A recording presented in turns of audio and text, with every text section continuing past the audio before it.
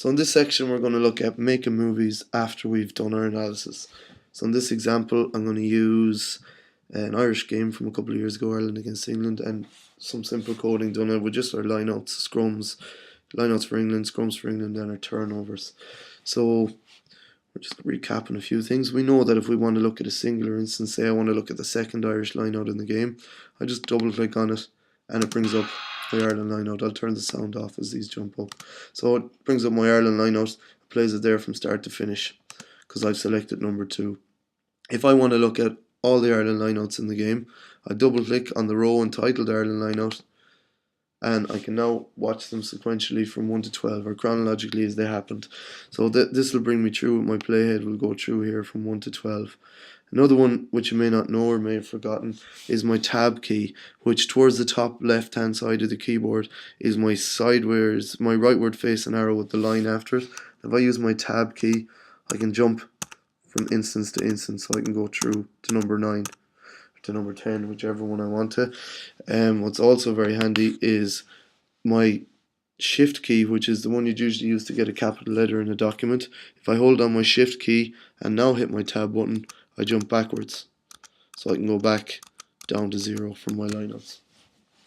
Okay, so we know if we wanted to watch a singular instance, we just click on it. If we want to watch a whole selection of instances, we click Ireland lineout, the row, and it brings up all of them.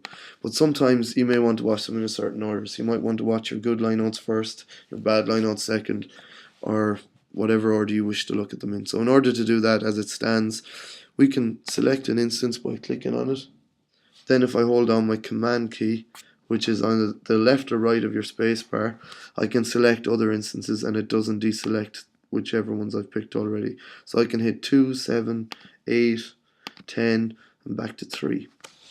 Well, we'll see what happens here now. If once I hit make movie, it's going to bring them up in an order. It's going to show number 2, then number 3, number 7, number 8, number 10.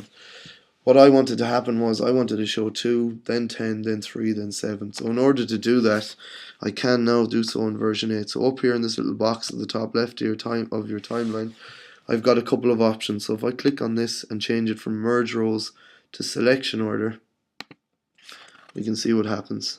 So what's going to happen now is I can pick number 2 first, hold down my command key, then I can pick number 10, number 6, number 8, and finish with number 3.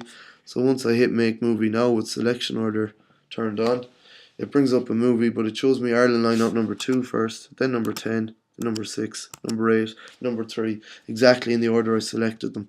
So what we can now do is we can look at starting building our whole analysis movie before we go into a session. So it usually would have been reserved for the higher level softwares, but even on Game Breaker now I can choose to show my lineouts in that order. And then I can come in and show scrum number 3, then number 1, then number 9, say, and then I want to show a couple of England scrums, number 1, number 5, back to number 3. So now my selection order is turned on. I hit make movie, so it's going to give me the movie in exactly the order that I selected them. So it's going to go from my lineouts into my Ireland scrums and into my England scrums. Okay, so that's really handy. It's new in Game Breaker, but very powerful. But if we look again at Ireland lineouts, just to recap on it, I just wanted to make an Ireland lineout movie and have it saved, ready for going into my presentation. I can come in here, select Ireland lineout number 2, then number 11, then number 8. Let's just make a small movie. Hit make movie, and now it's got my lineouts as I selected them: 2, 11, 8. I can go File, Save As, and we can just call this Test 1. Save it to where? My desktop. And what I'm going to do here is I'm going to save it as a Sports Code Game Breaker standalone movie. Okay, I'm going to choose instead Movie Player Standalone Movie, and I'll explain why so in a second. So I've gone Save As, I've chosen to name it, saved it on my desktop, it always asks where, and I'm going to save it as a Movie Player Standalone Movie. So I can now go in here, hit save. Just takes a second to bring the movie out, so it's now saving it out as a standalone on my desktop. So just let this run through. It's telling me to be 6 or 7 more seconds. And once that's done, I now have my line out session, say if that's what I wanted to choose, or if I wanted my whole analysis movie ready to go. So I can now shut down my game breaker just to demonstrate this. So I can just go sports code game breaker and quit. And out here on my desktop we can see I've got a movie called, as I called it, test1.mov. So now once I double click on it, it brings it up in a QuickTime format.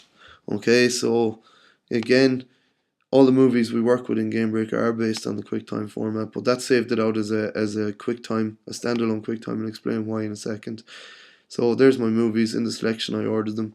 It's in QuickTime, so it's not much good to me in terms of presentations.